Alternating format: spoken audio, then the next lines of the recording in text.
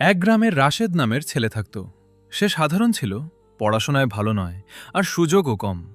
কিন্তু তার একটা বড় শক্তি ছিল, মায়ের দোয়া। প্রতিদিন মায়ের সাথে নামাজ শেষে সে বলতো, হে আল্লাহ, আমার সন্তানকে সৎ পথে রাখো, তাকে সফল করো। মা শুধু বললেন, বাবা, হতাশ হইও না, আল্লাহ ধৈর্যশীলদের ভালোবাসেন। রাশেদ একদিন শহরে চাকরির খোঁজে গেল। অনেক জায়গায় চেষ্টা করেও ব্যর্থ হল। হতাশ হয়ে সে মাকে ফোন করল। মা শুধু বললেন, বাবা, হতাশ হইও না, আল্লাহ ধৈর্যশীলদের ভালোবাসেন।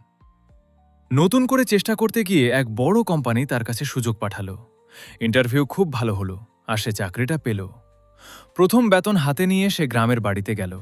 মায়ের হাতে টাকা দিয়ে বলল, আম্মু, এটা আপনার দোয়ার ফল। মা চোখে পানি নিয়ে বললেন, না বাবা, এটা আল্লাহর রহমত, দোয়া শুধু মাধ্যম। মায়ের দোয়া কখনো বৃথা যায় না। ধৈর্য, চেষ্টা ও আল্লাহর ওপর ভরসা, এগুলোই সফলতার চাবিকাঠি।